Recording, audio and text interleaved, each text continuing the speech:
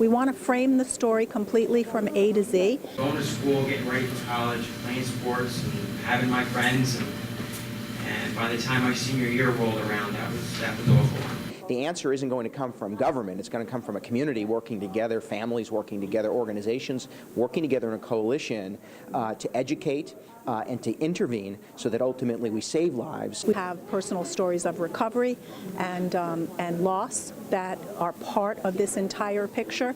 You get physically addicted to these drugs to the point where if you don't use them, you get sick.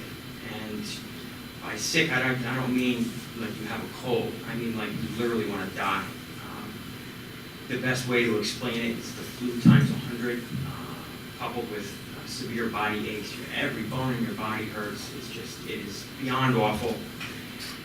And you'll end up doing whatever you need to do to get more heroin. He told his sister to follow the example of their brother, not him, warning her, quote, "Drugs will take everything away from you. They will take your friends away, your money, your happiness, and finally, your life."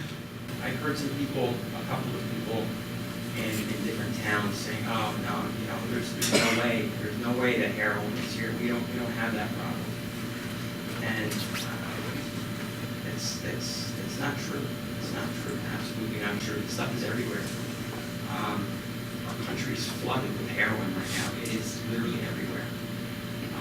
I think that's a very dangerous attitude to have. Because I can tell you from personal experience, it is here in Redmond. No one can predict who will become dependent and who won't. And the sad fact is, you won't know until it's too late. My son's mother actually came to me and said, Chris, you can keep using if you want to, that's fine. I don't really care anymore.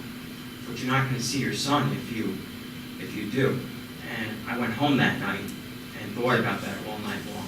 And then the next day, I went to detox for my last time at St. Francis Hospital. When I got out of detox, I told myself I didn't care what I had to do. I was going to do this. I was going to beat this. I was going to stay clean because I wanted to be a father for my son. If Roger had one message to give kids, I think it would be, don't think this couldn't happen to you. If you tempt fate, you can get hooked. Addiction doesn't discriminate. It can happen to anyone.